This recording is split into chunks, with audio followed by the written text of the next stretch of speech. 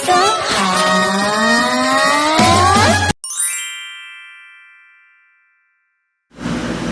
So, ayan na nga guys. Ito yung ating mga toiletries na ginagamit sa office. So, ibig sabihin po, iba yung nasa office at iba naman po yung nasa bahay. Kasi nga po, pag nasa office ako, syempre kailangan ko din kasi nag-i-straight duty tayo. So, ayan, kung makikita ninyo dyan, nilalabas natin lahat dyan sa may basket na yan. Mini basket ba ang tawag dyan sa plastic na yan. And then, pinupunasan natin kasi maalikabok talaga siya.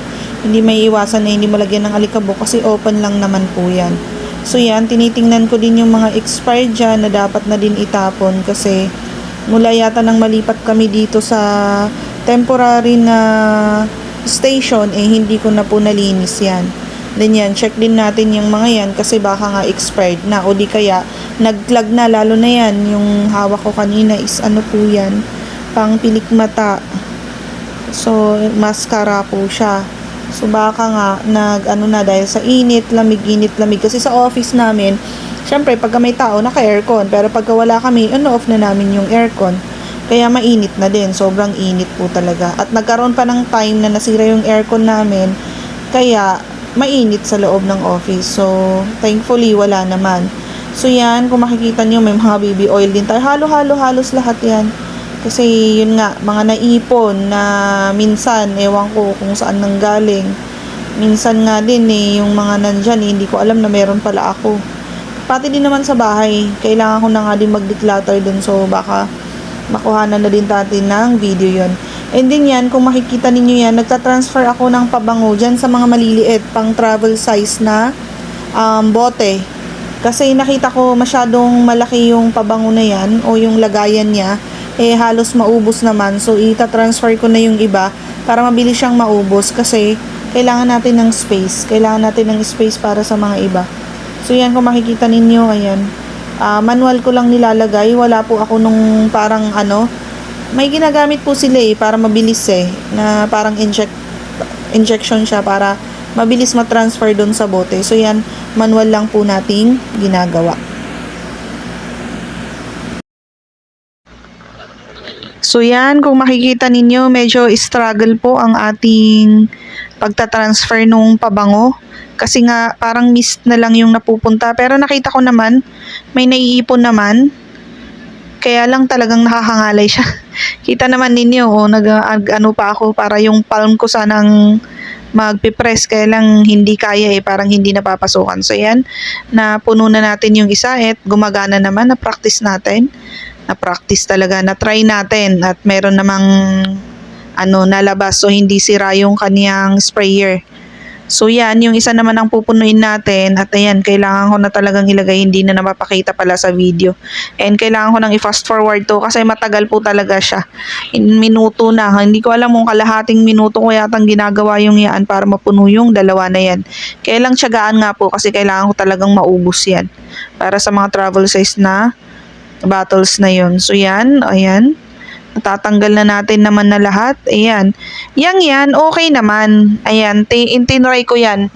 Kaya lang kasi matte lipstick siya or liner. Tapos napansin ko, ang pangit niya. Ang pangit talaga ng niya sa akin.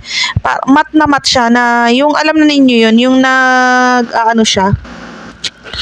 Anong tawag doon? May namumuo. Ang pangit niya, tsaka ang lagkit. Tsaka ang pangit din ng amoy. So yan, basurahan, I'm sorry. Puno pa yun parang once ko lang yata or twice nagamit yun. Tapos hindi ko talaga siya nagustuhan. Okay din naman siya na tapalan mo or anuhan mo ng lip shiner. Kaya lang hindi nagtatransfer kasi siya Hindi siya smudge proof din. Kaya natatransfer po siya. Ayan, may mga pa ako dyan, tinitingnan kung expired na yung mga dates nila. And then, pagka-expired talaga, kailangan na natin siyang itapon sa basurahan. Mga makeup kasi na mga ganyan o kaya kinagamit mo sa mukha mo, as much as possible po talaga, hindi pwede na expired yung mga yan. Kasi nga, sa mukha yan sigurado yan, magkaka-pimple may pimple marks agad, magkaka-pimple ka. Kaya dapat, hindi ganun yun. Hindi dapat gamitin pagka expired na. And then, ayan, hindi ko alam kung anong ginagawa ko dyan, ba't nawala ako sa camera. So, basta ayusin natin lahat yan. So, makikita ninyo kung paano natin gawin.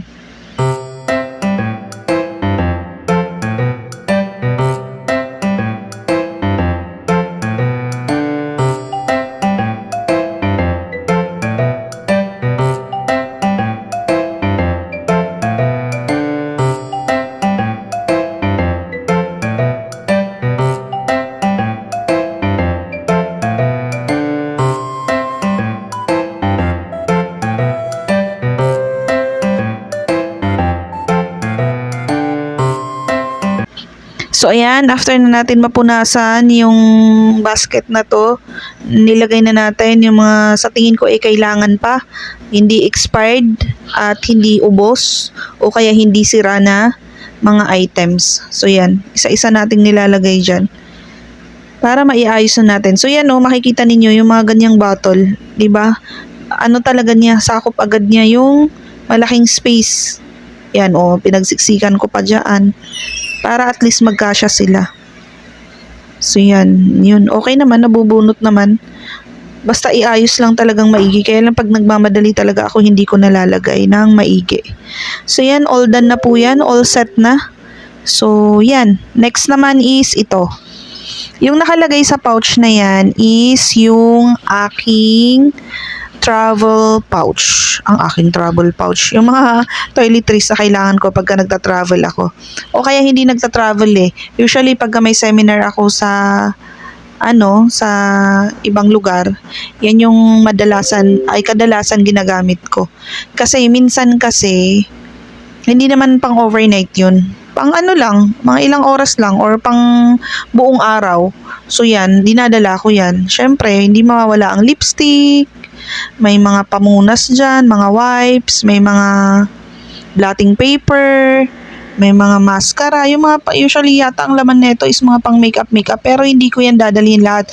Kasi may pare-parehas dyan na eyebrow pencil, mga eye curler, may mga may mga mascara dyan. Kung makikita nyo yung nakalapag na yan, mascara yan, lipstick, blotting paper, at saka wipes para sa baba. So yun, hindi ko alam kung anong ginagawa ko dyan. Tinitingnan ko pa yata yung ibang pouch kasi hindi lang po yung pouch na yan ang ginagamit ko. Minsan may isa pa akong pouch na mas maliit. Ang laman lang naman nun is wipes, blotting paper, lipstick, tapos pabango. Yung parang stick, yung nilagyan natin kanina, yung transferan natin. Yun usually yung dala ko. Yun lang naman ang mga essential. At saka yung efficacent oil na pantanggal hilo o kaya pantanggal ng sakit ng ulo. Yun lang naman. Kasi naman, lang yun, hindi naman overnight yun.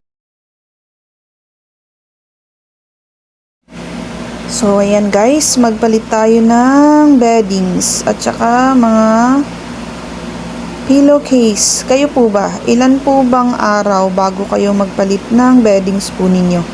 Kasi ako usually, kung araw-araw akong nasa bahay, kasi ang nangyayari kasi hindi ako araw-araw nasa bahay. So, usually, ang ginagawa ko is twice a week. Twice a week ako nagpapalit ng mga beddings, mga punda. Pero pagka araw-araw akong nasa bahay, once a week po ang aking ginagawa. Kaya syempre, tulad ngayon, mainit, pawis, 'di ba? Lagi-lagi 'yun. So yan, nag-i-spray po ako diyan ng anong tawag nito? Antiseptic ba 'yun? Antiseptic ba? Basta parang bed freshener na meron ding disinfectant. Basta may mga ganyan-ganyan siya. Mabango po siya.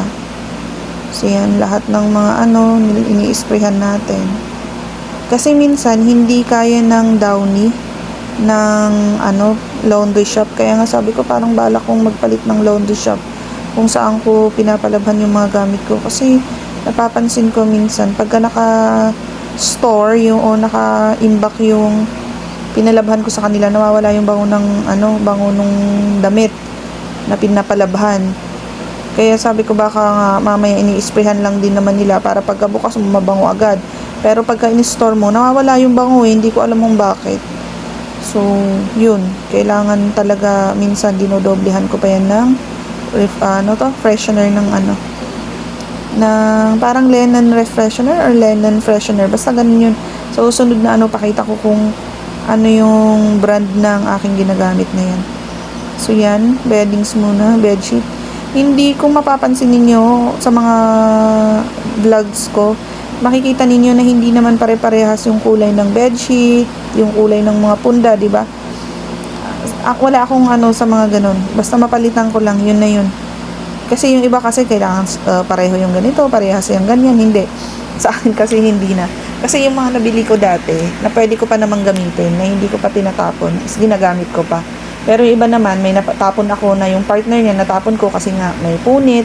Kasi sa laundry, hindi naiiwasan po yun eh. Mababalik sa akin yung punda na may butas na o di kaya punit na. So, anong gagawin ko doon? O, ginagawa ko na lang basahan, pang punas-punas ng mga ano, and then, itatapon ko na. Hindi ko na siya gagamitin. Kaya yung mga ibang may partner, nawawalan. Kasi nga, pagka nasira yung isa, tatapon ko na. Pero hindi parehas, itatapon. Kasi sayang naman, pwede pa naman yung isa. So, yan. Kung makikita nyo, hindi po talaga parehas. Hindi siya uniform. So, ganun lang yun. Ganun yung mga ano ko. Kaya baka kasi minsan, may mag-ano na naman, oh, bakit hindi pare-parehas yung punda mo? Bakit hindi parehas sa kulay ng bedsheet? Eh, hindi po talaga. Kasi nga, yun nga, may mga ganung pagkakataon. O di kaya naman, nagamit ko siya, and then hindi ko na alam kung saan naiwan. Halimbawa nga, yun nga, may mga seminar, dinala ko. Tapos naiwanan na doon. O, paano yun? Itatapon ko ba yung partner na pwede pa? Hindi na. Yun pa din yung gagamitin ko. O di kaya napamigay ko na. O, kasi may gumamit. O, hindi ko nababawiin yun sa kanila na yun. So, yun. Huwag na po kayo magtanong bakit ganito, bakit ganyan. Ganun po yung nangyayari. Kaya hindi po pare-parehas yung aking una ay punda at saka yung sa bedsheet ko. Yun yung dahilan po nun.